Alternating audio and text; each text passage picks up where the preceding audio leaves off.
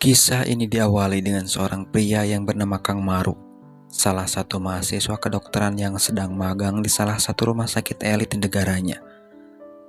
Karakter Maru ini dibuat seperti seorang pria cupu lengkap dengan kacamata yang digunakannya, seperti kebanyakan pria cupu lainnya, yang selalu digambarkan mempunyai sifat kutu buku dan pintar. Begitu juga dengan karakter Kang Maru ini, cuma beda dikitlah karakter Maru ini dari kebanyakan karakter cupu lainnya. Contohnya saja Maru berani berdebat dengan guru kedokterannya sampai sang guru tersinggung. Merasa kalau Maru ini so pintar, sang guru memberikan Maru pelajaran dengan meminta Maru mengidentifikasi penyakit yang diderita seorang anak atau salah satu pasien di rumah sakit tersebut. Akibatnya membuat Maru pusing sendiri, ia benar-benar tak tahu harus ngapain saat itu. Sampai akhirnya anak yang ditangani Kang Maru muntah. Disitulah Maru sadar kalau anak itu ada masalah di kepalanya. Temuan itu Maru laporkan kepada gurunya sekaligus menyelesaikan PR dari sang guru. Sayangnya jawaban Maru tersebut salah. Menurut salah satu dokter yang mengacu pada hasil pemeriksaan yang dilakukan pada anak itu tak sama dengan apa yang dijelaskan Maru tadi. Dan itu membuat Maru kecewa. Tapi setelahnya sang guru mendapatkan laporan kalau hasil CT scan yang diberikan tadi ternyata salah. Dan yang benar adalah prediksi Maru. Saat itu juga sang guru meminta Maru yang sudah di rumahnya untuk kembali ke rumah sakit.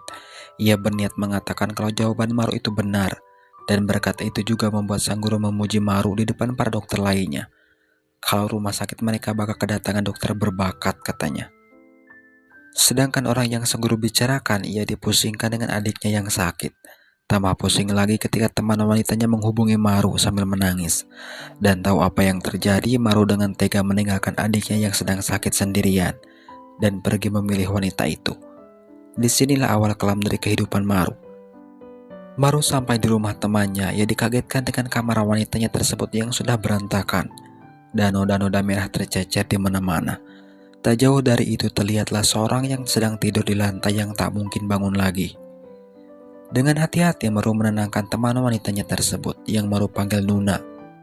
Maru juga menebak kalau si Nuna ini melakukan itu pakai botol dan memintanya untuk menyerahkan diri ke polsek setempat guna mempertanggungjawabkan semua perbuatannya. Setelah panjang lebar untuk membujuk si Nuna menyerahkan diri, Maru malah luluh setelah mendengar cerita tentang impian si Nuna ini yang katanya ingin menjadi reporter. Bisa ditebak kalau si Nuna ini adalah gadis yang Maru sukai. Itu bisa dibuktikan demi membuat wanita ini tetap bahagia. Maru siap menggantikannya menjadi tersangka.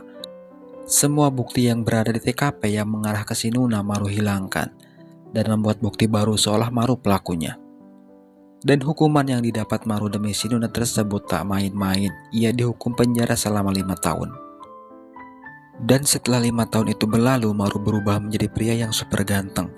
Dan ketapanannya tersebut Maru benar-benar memanfaatkannya. Contohnya saja saat temannya diporotin seorang gadis, Maru yang turun tangan dengan melakukan hal yang sama kepada gadis tersebut dan mengembalikan uang temannya setelah gadis itu bertekuk lutut kepada Maru. Sampai suatu ketika Maru dan dua temannya itu berniat pergi ke suatu kota dengan menggunakan pesawat. Ceritanya Maru kebelat dan tanpa sengaja ia bertemu dengan seorang wanita yang bernama Anggi. Wanita tersebut pingsan di pelukan Maru. Awalnya Maru tak peduli, berhubung di sana yang mengerti medis hanya dirinya sendiri membuat Maru bertindak. Hal pertama yang dilakukan Maru memeriksa Anggi. Dan yang kedua menanyakan walinya. Setelah wali yang ditanyakan Maru datang, betapa terkejutnya ia mengetahui orang itu adalah gadis yang disukainya, yaitu si Nuna. Tambah kaget lagi ketika si Nuna dengan teganya dan tanpa dosanya mengatakan kalau si Anggi itu adalah anak perempuannya. Diperparah dengan anak yang masih kecilnya yang tiba-tiba muncul. Mendengar pengakuan si Nuna tersebut membuat Maru kaget. Mungkin Maru saat itu berasa dihianati setelah apa yang sudah ia korbankan untuk wanita yang disukainya. Tapi setelah itu Maru kembali fokus kepada Anggi. Maru dengan nada marah dan bertanya kepada si Nuna kalau si Anggi ini pernah kecelakaan katanya. Maru tahu itu hasil prediksinya sendiri setelah melakukan pemeriksaan terhadapnya. Tapi si Nuna tak percaya. Ia malah tak tahu kalau anaknya itu pernah kecelakaan. Maru juga menebak kalau yang mengakibatkan si Anggi tak sadarkan diri itu gara-gara kecelakaan tersebut yang membuat salah satu tulangnya patah. Diperparah dengan paru-parunya terdapat air dan prediksi itu benar. Maru mengeluarkan air yang berada di dalam paru-paru Enggi dengan menggunakan beberapa suntikan yang ia gunakan. Dan berkat Maru, si Enggi berhasil diselamatkan. Setelahnya kondisi perasaan Maru berubah. Yang tadinya sok kalem di depan si Nuna, raut wajah berubah penuh kekecewaan. Sampai-sampai Maru berjalan saja sambil melamun. Temannya yang tahu kalau Maru habis bertemu dengan orang yang dicintainya mencoba menenangkan Maru dengan menceritakan awal mula perubahan dari si Nuna, yang katanya dulu si Nuna ini setiap hari mengunjungi Maru di penjara, yang lama-kelamaan si Nuna menghilang dari Maru. Temannya juga mengatakan kalau si Nuna ini jadi pelakor di keluarga konglomerat. Mendengar penuturan temannya tersebut membuat Maru kesal. Ia sampai meninggalkan mobilnya di tengah jalan saat itu. Walaupun begitu, tak mudah bagi Maru untuk menerima itu semua setelah apa yang sudah ia korbankan untuk kekasihnya itu. Itu dibuktikan dengan sendirinya kenangan-kenangan manis bersama si Nuna itu muncul di pikiran Maru. Dimulai dari pertama kali mereka bertemu, dilanjutkan dengan saat-saat keduanya masa perkuliahan. Bahkan yang paling membekas buat Maru ketika ia rela menolak gadis populer di kampusnya, hanya demi si Nuna yang perasaannya tak bisa Maru ungkapkan.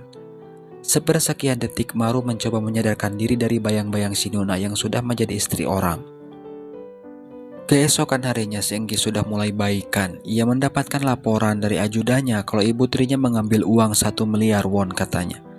Mendengar angka fantastis tersebut membuat si Enggi kepo buat apa. Usut punya usut, orang yang mereka bicarakan sedang menuju ke tempat Maru.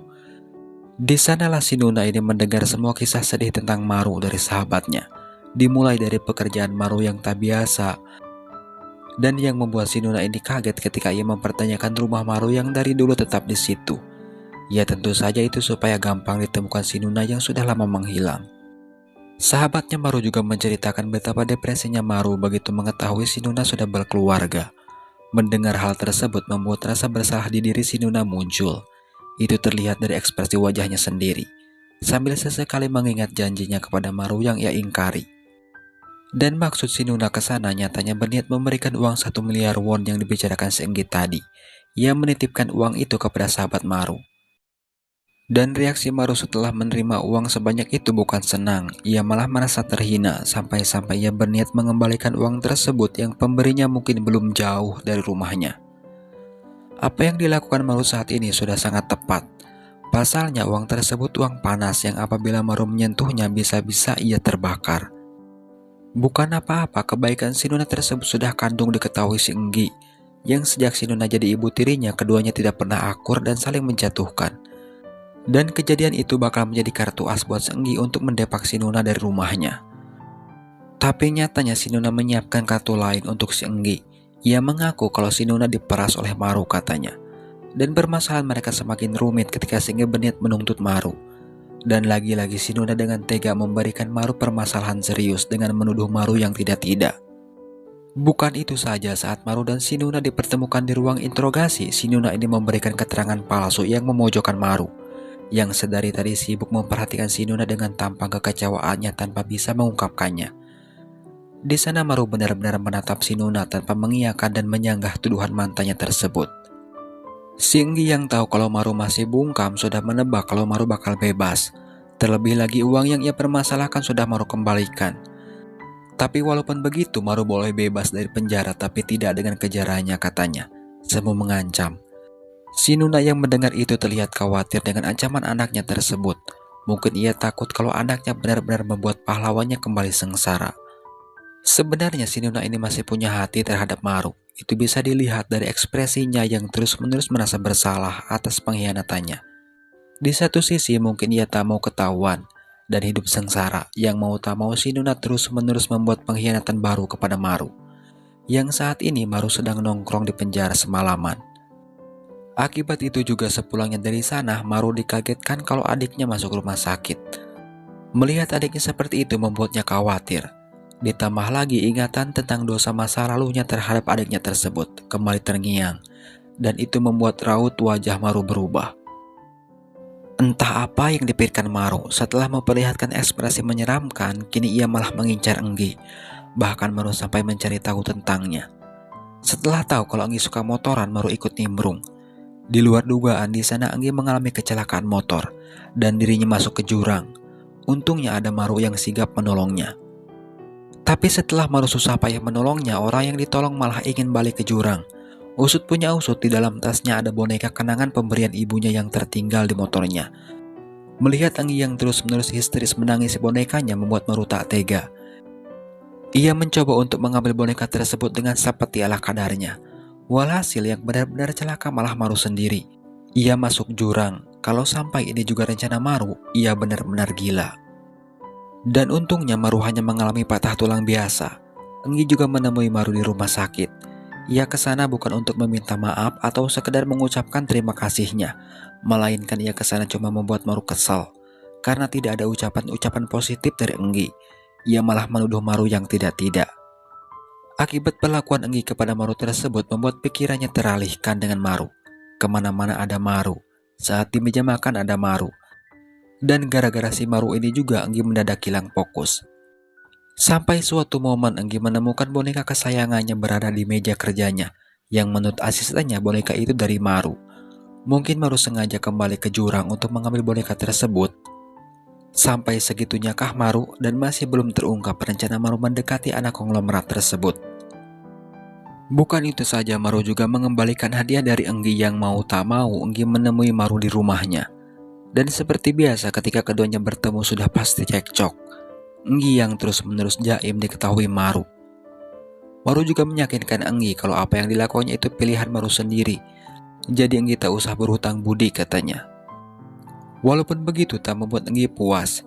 Ia terus-menerus ngintilin Maru yang saat itu punya urusan menjemput adiknya yang diketahui bernama Koko yang sekarang berada di ibu kandungnya. Dalam perjalanan menjemput Koko itulah kelucuan mereka diperlihatkan. Enggi yang sedari tadi terus-menerus menyodorkan hadiahnya, terus-menerus juga mendapat penolakan dari Maru dengan alasan kalau yang diinginkan Maru itu bukanlah jam tangan mahal yang diberikan Enggi, melainkan Enggi sendiri katanya. Gombalan dari Maru tak sampai di situ. Ia juga mengatakan secara terang-terangan kalau Enggi itu tipenya. Dan ia meminta Enggi untuk bersiap dikejar Maru katanya. Bukan itu saja, Enggi juga melihat kebaikan-kebaikan seorang Maru terhadap keluarga Koko adik angkatnya. Dari sinilah pandangan Enggi terhadap Maru mulai berubah.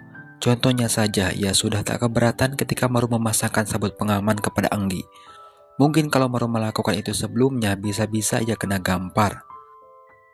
Di lain sisi, tangan kanan ayahnya Enggi atau suami Sinuna mengetahui rahasia Sinuna dan Maru yang dulu mempunyai hubungan dekat dari seseorang mata-mata gandanya.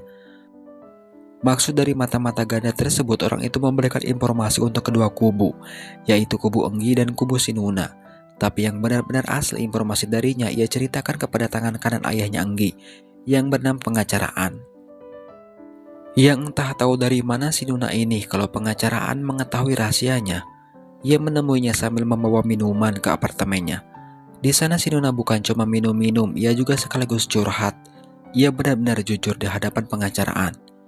Seperti ia mengatakan kalau ia hanya mengincar harta ayah Enggi saja. Ia juga menceritakan kisah kedekatannya bersama Maru. Dan cerita itu berakhir sampai Sinuna mabuk. Yang akhirnya pengacaraan mengantarkan Sinuna pulang. Merasa kalau Sinuna terlalu percaya kepadanya, pengacaraan mempertanyakan itu.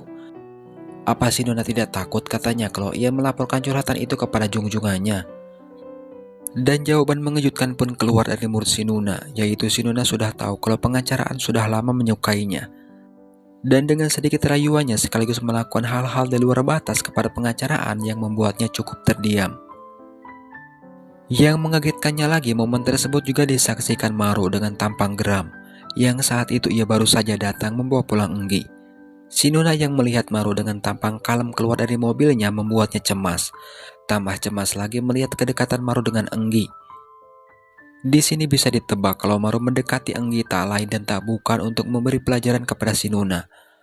Karena Enggi punya segalanya. Posisi Enggi pas sekali bukan untuk menjatuhkan si pengkhianat,